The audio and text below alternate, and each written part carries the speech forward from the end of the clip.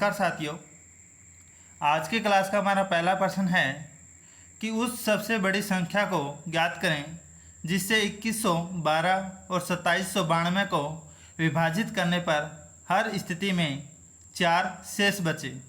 तो साथियों, मैं आपको बता देता हूं कि आज की क्लास में जितने भी प्रश्न हैं वो सभी के सभी महत्तम समापवर्तय और लघुत्तम समापवर्तय से संबंधित है। जब हम बात करें कि महत्तम समापवर्तय अर्थात HCF की, तो वह बड़ी से बड़ी संख्या जिसे दी गई संख्याओं को विभाजित किया जा सके क्या कहलाता है? महत्तम समापवर्तय कहलाता है। यही हमें क्या करना है? HCF ज्ञात करना है, अर्थात दी गई संख्याओं का महत्तम समापवर्तय ज्ञात करना है जिससे कि शेष 4 बचे। तो सबसे पहला हमारा काम क्या है कि दी गई संख्या पहली कौन सी है? 2112, इसमें 4 घटा लेते हैं, और 2792 इससे भी 4 घटा लेते हैं। दोनों संख्याओं में 4 घटा लेते हैं, तो यहाँ तो आ गया 2108 और यहाँ आ गया 2788।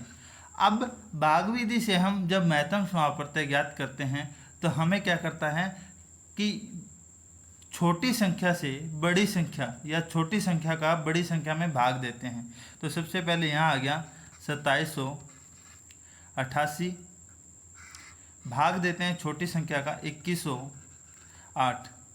पहले 1 से शुरुआत करते हैं। 2108 घटाया, कितने बच गया?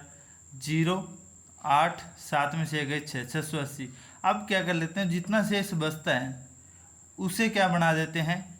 भाजक, और उसके बाद जो संख्याएं हैं जिसे हमने पहले अर्थात छोटी संख्या उसको यहाँ लिख लेते हैं, भाग देते हैं। तो 6 तिये 18, 3 भाग जाएंगे, 6 तिये 18 और 8 तिये 24 अर्थात 2040। तो यहाँ बच गया हमारे 8। उसके बाद में 10 में से 4 गए 6, 68। अब हम क्या कर लेते हैं, शेष बचने पर इसे क्या कर लेते हैं, इसका छोटी संख्या में भाग देते हैं, अर्थात इस संख्या को यहाँ उतार लेते हैं। 680 भाग जाएगा 10 तक, 680 अर्थात 2108 और 2788 का क्या हो गया? 68 क्या आ गया? महत्तम समापवर्तय आ गया। तो साथियों, 2112 और 2792 में जब हम 68 का भाग देंगे तो प्रत्येक अवस्था में 4 शेष बचेंगे। तो इस प्रश्न का सही आंसर आ गया ऑप्शन है ई, 68 हमारा सही आंसर है। चलिए देखते हैं हमारा ऐसा ही अगला प्रश्न। अगला हमारा प्रश्न है, सबसे छोटी वर्ग संख्या को ज्ञात करें जो 6, 15, 18 और 30 द्वारा विभाजित हो सके। तो साथियों, इस प्रश्न में हमें क्या ज्ञात करना है? एलसीएम, जिसे क्या कहा जाता है? लघुत्तम समापवर्तय, जिसकी परिभाषा क्या होती है कि वह छोटी से छोटी संख्या जो दी गई संख्याओं से पूर्णतः विभाजित हो क्या कहलाती है? लघुत्तम समापवर्तय कहलाती है। और लघुत्तम समापवर्तय को ज्ञात करने का सबसे आसान तरीका कौन सा है? गुणनखंड विधि है। तो सबसे पहले हम लिख लेते हैं कि 6, 15, 18 और 30, हम इसका गुणनखंड विधि से लघुत्तम ज्ञात करते हैं। तो सबसे पहले साथियों 2 का भाग देते हैं। 2 का भाग देने पर 3, 15, 9 और 15। फिर उसके बाद में 2 का भाग नहीं जाएगा, 3 का भाग देते हैं। 3 एकम 3, 5 तिये 15, 3 तिये 9 और 5 तिये 15। फिर 3 का भाग देते हैं 1, 5, 1 और 5। फिर 5 का भाग देते हैं, तो हमारे पास इसका गुणनखंड पूर्णतः हो जाता है। यहाँ साथियों हमें गुणनखंड आ गया 3 गुणा में 3 गुणा में 2 गुणा में 5। साथियों दिया गया है, हमें क्वेश्चन में पूछा गया है कि सबसे छोटी वर्ग संख्या ज्ञात करनी है जो 6, 15, 18 को 30 को पूर्णतः विभाजित कर दे। तो हमें जितना गुणनखंड आया है, गुणनखंड के प्रत्येक के जोड़े होने चाहिए। यहाँ पे 3 है, एक जोड़ा बन गया, 2 और 5 का जोड़ा नहीं है, तो हम क्या करेंगे, यहाँ पे जोड़ा बना देंगे। 1, 2 का जोड़ा हो गया और फिर 5 का। तो साथियों अब हमारे पास हम गुणा कर लेते हैं। 5 दुए 10, 10 पाँचे 50, 50 दुए 100, 100 तिये 300 और 300 तिये 900 हमारे पास क्या आ गया? वह वर्ग संख्या आ गई, सबसे छोटी वर्ग संख्या आ गई जो 6, 15, 18 और 30 से पूर्णतः विभाजित हो। तो इस प्रश्न का हमारा उत्तर हो जाएगा ऑप्शन सी 900। अगला हमारा प्रश्न है साथियों 3, 5, 8 और 16 का लघुत्तम समापवर्त्य ज्ञात करना है। एलसीएम ज्ञात करने का वही फॉर्मूला है, कौन सा? गुणनखंड विधि।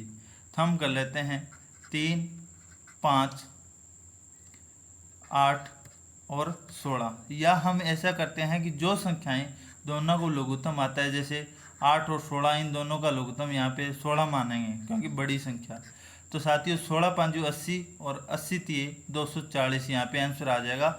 दोबारा हम अगर इसे और सोल्व करना है तो हम इस तरीके को दोबारा गुणनखंड विधि से भी कर सकते हैं। 2 का भाग दिया 3, 5, 4 और 8, फिर 2 का भाग दिया 3, 5, 2 और 4, फिर 2 का भाग दिया 2, 3, 5, 1 और 2।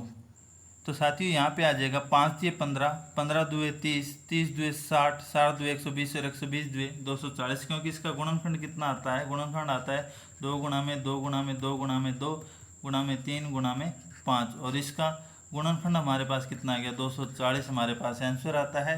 तो 3, 5, 8 और 16 का लघुत्तम समापवर्त्य 240 हो जाएगा। अगला हमारा प्रश्न बहुत आसान सवाल, एक प्रकार से अगर आपको ना आ पाए तो बहुत ही मुश्किल, कि कहा गया है कि दो संख्याओं के बीच का अंतर 5 है और उनके वर्ग का अंतर 65 है, तो दोनों संख्याओं का योग ज्ञात करें। मान लेते हैं वह संख्या, पहली संख्या कौन सी है? a, और दूसरी संख्या है b। प्रश्न के अनुसार हमें दिया गया है कि a माइनस b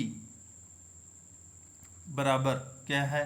5, क्योंकि दो संख्याओं का बीच का अंतर 5 और दोनों संख्याओं का वर्ग का अंतर क्या होता है? 65 हमें दिया गया है। तो साथियों हमने पढ़ा है कि a square minus b square को किस तरीके लिखा जाता है? a माइनस b और a प्लस b लिखा जाता है। तो साथियों इसका वर्ग हमें क्या दे रखा है? a माइनस b, इसका वर्ग हमें क्या दे रखा है? इसका मान 65 दे रखा है। 65 बराबर a माइनस बी का मान कितना है? 5 गुणा में a प्लस में b। जब हमें ज्ञात करना है दो संख्याओं का योग, तो a प्लस में b, अब हमें 65 और यह संख्या क्या है? गुणा में, तो ये चली जाएगी भाग में 5, तो कितना आ जाएगा? 13 5 65। तो दो संख्याओं का योग कितना आ जाएगा? 65। अगर दो संख्याओं के बीच का अंतर 5 है और उनके वर्ग का अंतर 65 है, तो दोनों संख्याओं का योग कितना हो जाएगा? 13 हो जाएगा। चलिए अगला हमारा प्रश्न 3 गुणा 3 गुणा 7, 3 गुणा 3 गुणा 8 और 3 गुणा 3 गुणा 3 गुणा 4 का HCF ज्ञात करें। तो साथियों हमें क्या करना है? HCF का मतलब होता है कि वह बड़ी से बड़ी संख्या जिसके द्वारा दी गई संख्याओं का या दी गई संख्याओं को पूर्णतः विभाजित किया जा सके। तो साथियों यहाँ पे इन जो गुणनखंड दिए गए उनमें से कॉमन ले लो, 3 गुणा 3, इसमें गुणनखंड में भी 3 गुणा 3 और इसमें भी 3 गुणा 3। तो साथियों हमारे पास इसका लघुत्तम कितना आ जाएगा? महत्तम समापवर्त्य कितना आ जाएगा? 3 3 9 हमारे पास महत्तम समापवर्त्य आ जाएगा। डी हमारा सही आंसर आ जाएगा। तो साथियों इस तरीके से हम इन क्वेश्चनों को सोल्व कर सकते हैं। बार बार अभ्यास करते रहिए, अभ्यास ही सफलता की कुंजी है। आज के लिए इतना ही। धन्यवाद साथियों, मिलते हैं हमारी अगले कक्षा के अंदर कुछ नए महत्वपूर्ण क्वेश्चनों के साथ।